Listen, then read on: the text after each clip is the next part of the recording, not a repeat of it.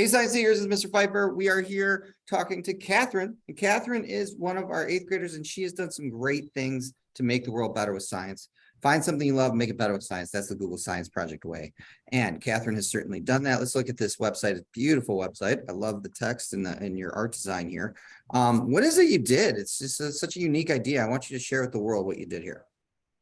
Okay, so you know how some buildings are reflective? Like if you go into the city, you'll see buildings that have lots of mirrors or buildings that have white roofs, and this is so that they can reflect sunlight back into the atmosphere. And what this does is it keeps the building cooler, and it also reduces global warming because it radiates the heat back into space.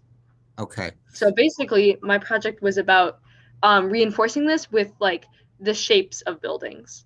Okay. And what exactly did what was your experiment or your problem question, if you will? So the problem question was what shapes, when put directly under heat and light, what shape has the highest reflectivity and which has the lowest internal temperature? So I tested three different shapes, a cylinder, a triangular prism, and a cube under a heat lamp, and then I measured for how much light it would reflect using a light sensor. And then I also measured what the temperature inside the buildings were with a temperature probe. So these are your shapes made from cardstock, and then you took these and you installed a light sensor near them, and then you also had a heat probe, a temperature probe too, to measure. Oh, here we go. Here's your setup. Yes, yes, it goes inside the building.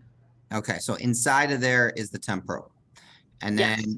the light sensor would be on the outside, picking up how much light reflected. Yep. Okay, cool. And then this is you obviously doing each of the different ones separately. Mhm. And you're measuring each one out. So can you tell me a little bit? I know you, in your background research, you found some intriguing things that you didn't know about that were kind of cool to make you even want to do this even more, about in the cities. What were some of the city areas called that got really hot? Something islands or something? Urban heat islands, yeah. Urban heat So, island. What is that?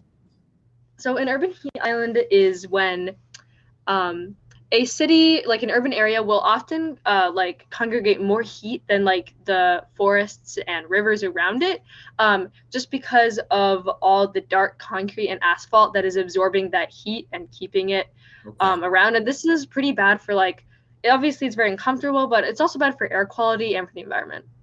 So let's get into these data. What'd you find? What's the shape of the building that we should be building our buildings in?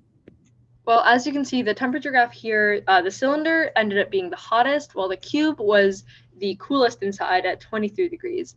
And then for our reflectivity, the cube also performed the best with about 472 lux. So what I essentially concluded is that flat surfaces, such as the one found on the cube, are the best for reflecting light and for keeping a cool temperature. Okay. All right. And then I guess from this data, I mean, what made you think This of is this? some Like, raw data. yeah, what did you think of? Like, what made you and how were you inspired to do this? Like, what made it's just a different idea? Like, how did you come up with this idea? Well, over the summer, I read an article that talked about solar reflectivity, and I talk about this a little bit in my research, but it basically just measures how good a building is at actually reflecting that heat and light. And I thought, well, I could probably do that if I change the shape of the building and get even higher solar reflectivity. Totally. Okay, cool. So we're gonna go ahead and do a couple questions.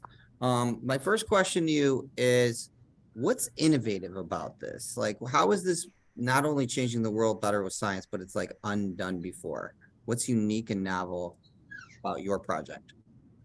Well, I think people have already found a lot of ways to reflect light on buildings. Like the idea of that is not new. We know that we can use like, for example, white paint to reflect light. Sure. But not many people, I feel like, have experimented with the shapes of buildings. True. And even though my results eventually just ended up supporting what we already knew, I really wanted to explore if like we could make changes to our architecture to fix the environment in that way. Sure. Okay, and then our last question is, what's one struggle and one success that you've had throughout this journey of going through science project? Yeah, so one struggle was probably figuring out how to use the equipment that I use because I did use two different types of materials. not materials, but like tools from Yeah. Vernier, and actually starting up the experiment and going ahead and using those tools. That was probably the biggest challenge. So what I would say to overcome that struggle is to make sure like you experiment using the tools beforehand, and just jump into your experiment and play around with it, instead of waiting. I did wait fairly long. A success I had was actually working with the global goals. I found that a lot of global goals connected to my project. So the real world application was really simple for me, and I liked that I could connect it to the to problems that we have in real life.